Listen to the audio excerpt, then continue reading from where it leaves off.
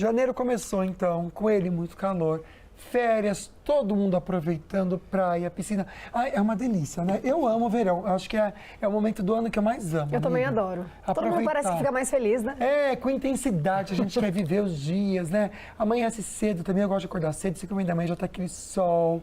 Por falar em sol, a gente precisa cuidar muito da nossa hidratação. É, nessa época do ano, gente, o corpo perde muito líquido, né? A exposição ao sol aumenta e muita gente, às vezes, nem percebe os sinais de alerta.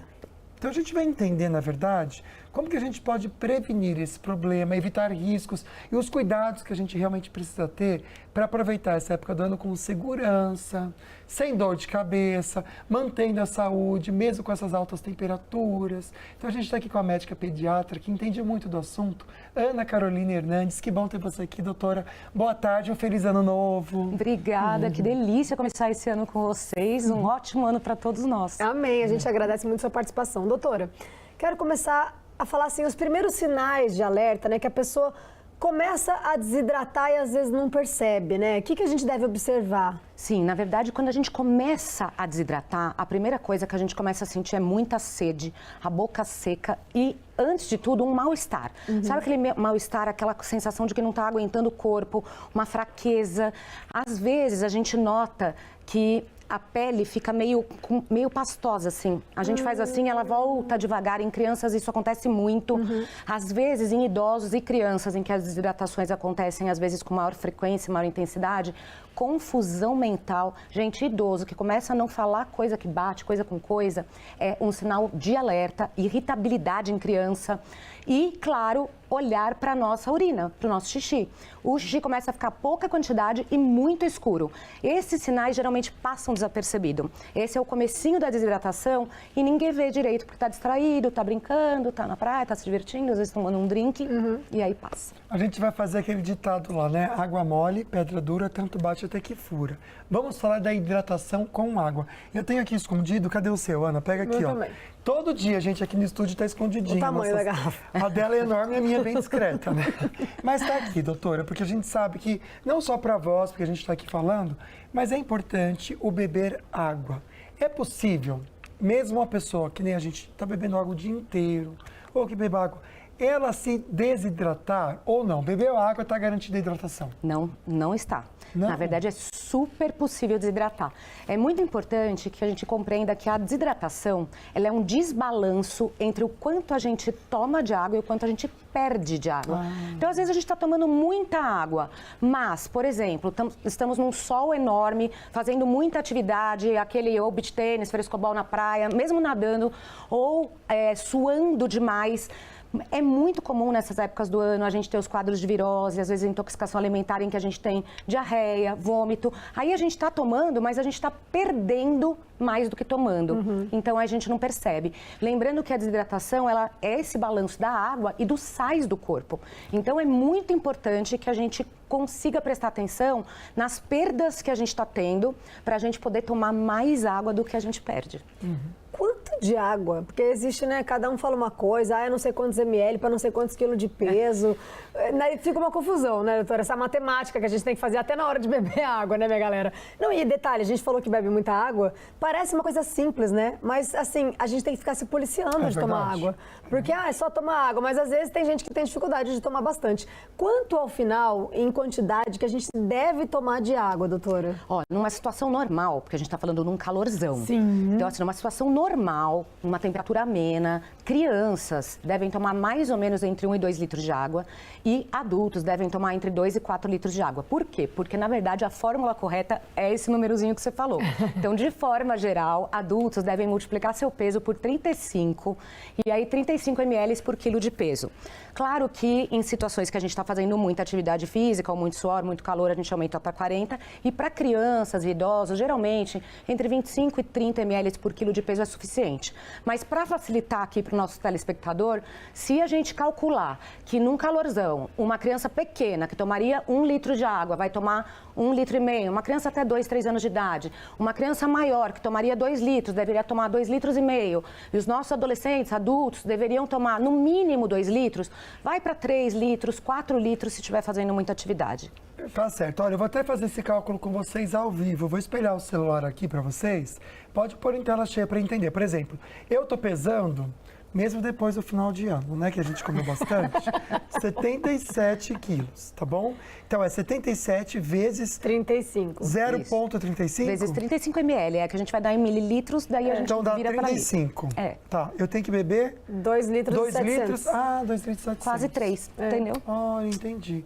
Isso se eu não faço muita atividade física. Isso no básico No do dia a básico. dia, não é nem no calorão. No Entendi. Vocês entenderam como que é a conta? Gostei de saber disso. É bom que a gente não fica perdido, né? É legal. A criança parece que...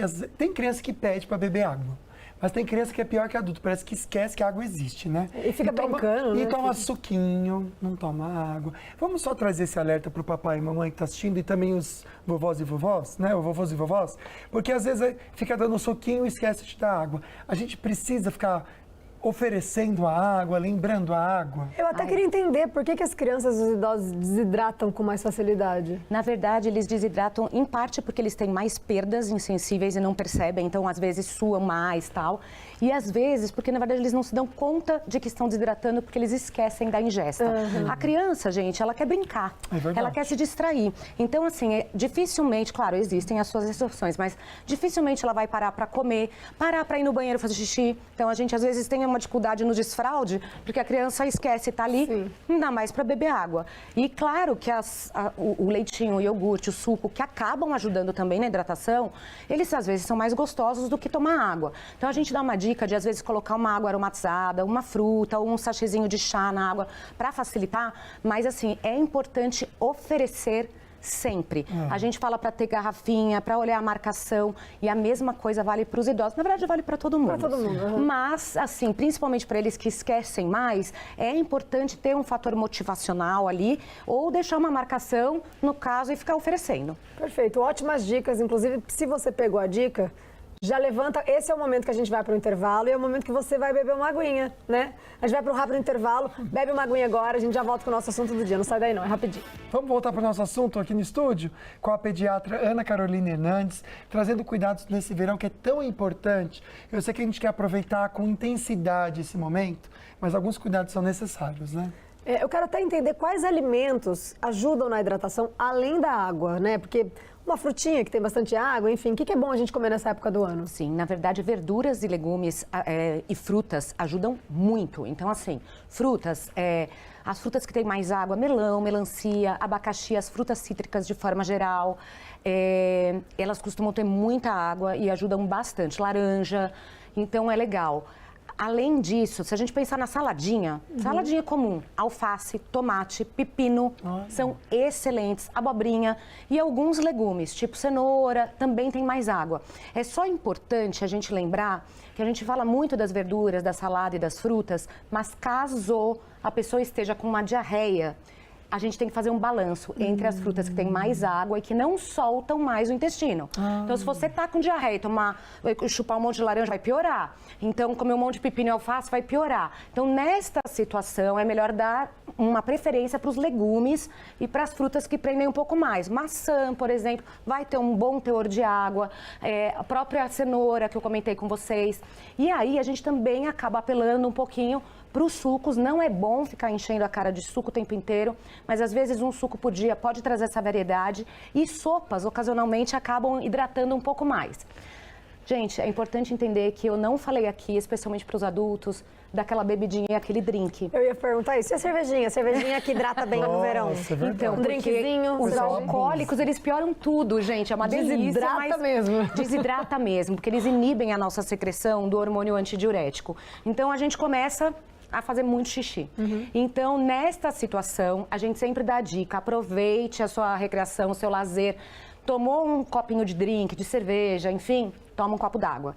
E à noite, antes de dormir, se puder, toma um meio litrozinho de água a mais para dar aquela hidratada, porque senão a gente acha que está hidratando, porque vai refrescando, mas na verdade a gente está desidratando ainda mais. Tá certo, doutora. A gente recebeu algumas perguntinhas sobre o tema de hoje. Bora ver a primeira. Olá, meu nome é Bia e eu adoro tomar sol nesse período de verão. E aí eu queria saber como que eu posso fazer isso, só que sem ficar toda queimada. Boa pergunta. A gente até esquece, inclusive, do filtro solar muitas vezes. Eu tô fugindo do sol, porque eu não sei, ficou um pimentão, um camarãozão, Até na sombra, né? até na sombra. Você sabe que uma das coisas que eu falo muito para a criançada, mas isso vale para o adulto e para o idoso, ocasionalmente, aquele que não quer fritar, que só gosta de curtir uma praia, usar roupinha protetora. Então é super legal, essas lycras são super legais. Agora, para quem quer de fato pegar um bronze, é muito importante a gente entender o mecanismo de funcionamento do filtro solar. Porque às vezes a gente passa aquele protetor antes de sair de casa, fica ali e acha que vai estar tudo bem. Para os mais claros, gente, olha só, o FPS, ele significa o seguinte, se eu levasse, Carol, eu vou levar meia hora para ficar vermelha no sol. Estou sendo muito otimista, que seriam uns 15 minutos, mas enfim. Aquele FPS, ele vai multiplicar por aquele número. Então, assim, eu estou com um FPS 50. Se eu ficar 50 vezes mais do que 15 minutos, eu vou estar protegida. Porém, aí você fala, nossa, então eu vou passar uma vez e vai dar certo. A gente tem que ter atenção com algumas situações. Por exemplo, entrei no mar, entrei na piscina, esquece. Obrigatoriamente tem que repassar quando sair.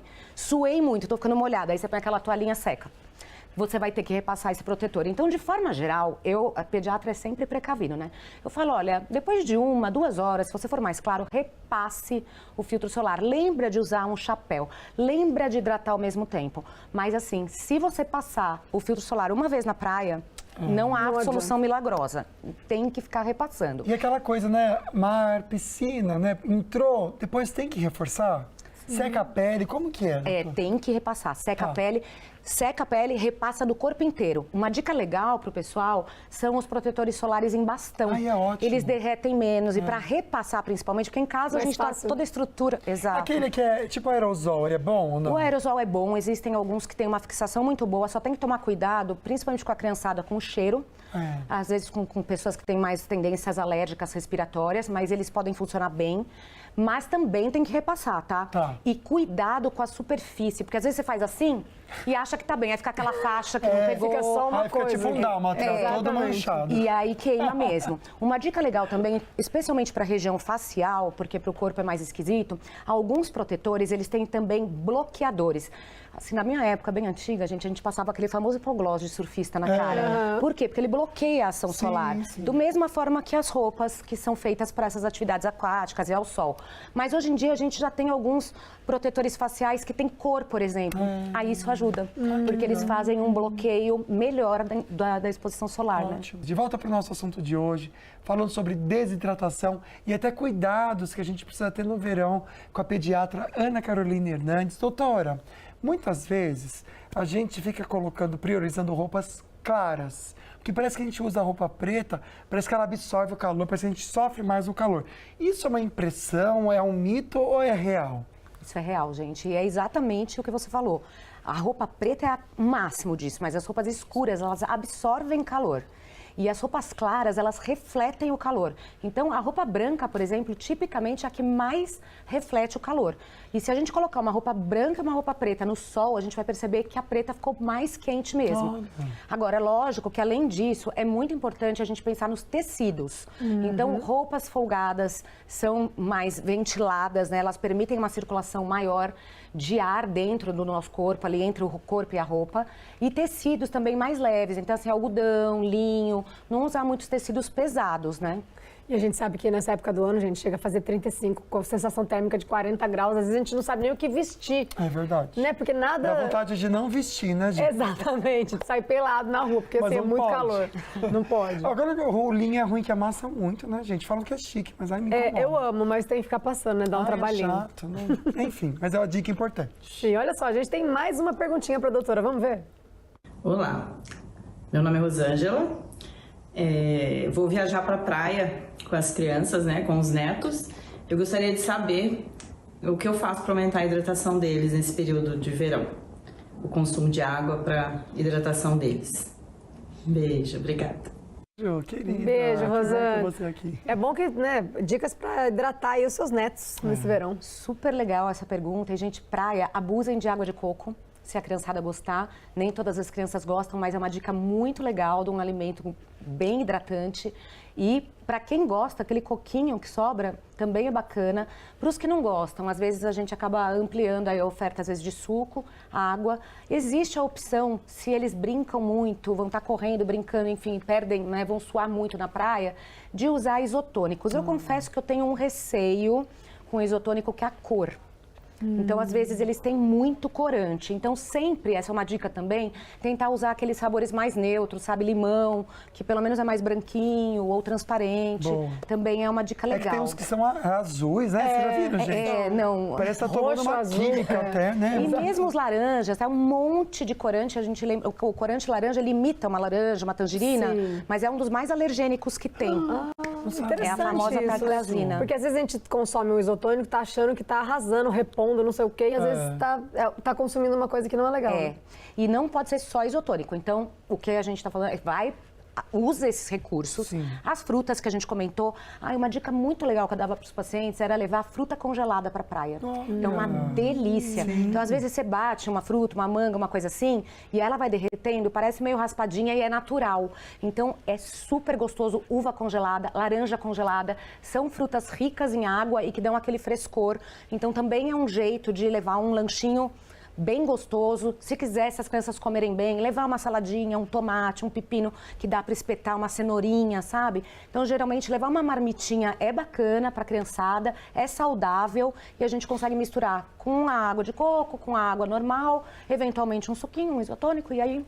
E pior que quando a gente não se prepara na praia, é só, né, pastel, sorvete, não sei o que, né? Acaba se alimentando de coisa que... Nem é muito bacana. É gostoso, mas não é muito bacana.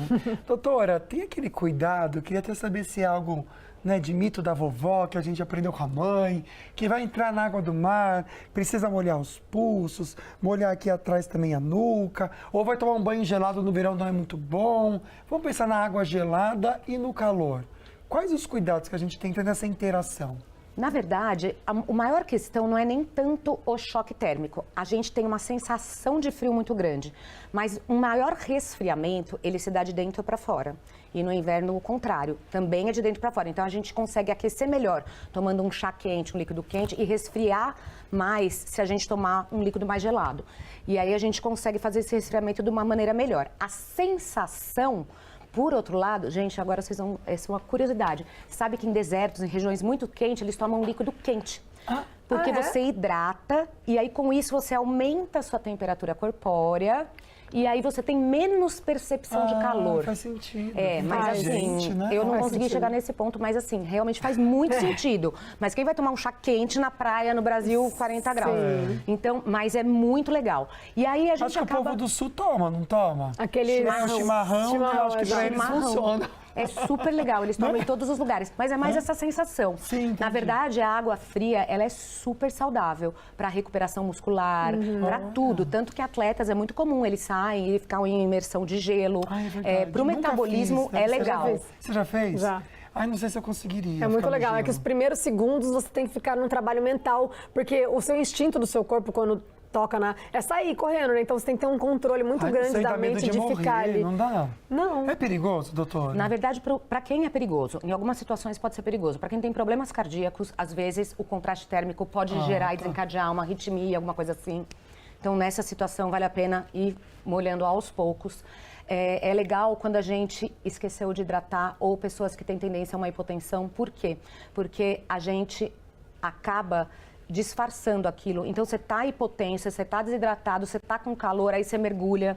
Então, e pessoas muito alérgicas. O contraste térmico, ele acaba sendo um estresse para o corpo e desencadeia alergia. Inclusive, existe uma peculiaridade que é a alergia da água fria. Então, tem gente que pode entrar na água fria e ficar inteiro coçando. Não é super comum, mas sim, porque a gente pensa que isso é mais com o suor. Então, assim, se você tem algum problema de saúde, é legal fazer progressivamente. Sim. Mas se você é super saudável, tá tudo bem, pode dar um mergulhão. Essa eu não Mas você conhecia. sabe que eu fiz e teve uma preparação toda antes de fazer. Um tá. alongamento, um aquecimento. Tem uma técnica exatamente por isso mesmo. Caramba, porque é muito... toma cuidado, né, gente? Não entra na modinha, não, né? Sim. Mas olha, alergia de água fria, só não falando nisso mesmo pra aprender. Eu adoro essas coisas. Não, e que pena pra quem tem, né? Não pode se mergulhar agora numa água bem gelada nesse verão. A gente tá amando as dicas, daqui a pouco a gente volta com mais sobre esse assunto, tá bom? A gente tá aqui no estúdio com a pediatra Ana Carolina Hernandes. Ana, eu quero até uma coisa de utilidade pública, que a gente tá falando de desidratação. Quando a gente encontrar alguém passando mal, o que a gente tem que fazer pra essa pessoa? Como ajudar uma pessoa que já desidratou nesse verão? Então, depende do grau de desidratação e de como a pessoa tá. Se essa pessoa, os estados mais graves de desidratação, porque habitualmente a gente vê que a boca tá seca, vê que a pessoa tá meio apática, meio confusa, o que a gente faz? Aumenta a hidratação. Hidratação com sais. Então, assim, a gente oferece água de coco, suco, enfim, tudo aquilo que a gente já foi conversando e a gente vai tentando repor aquilo via oral. Mas em alguns casos, a pessoa, por exemplo, está enjoada. Porque quando a desidratação começa a ficar moderada, começa a dar náusea.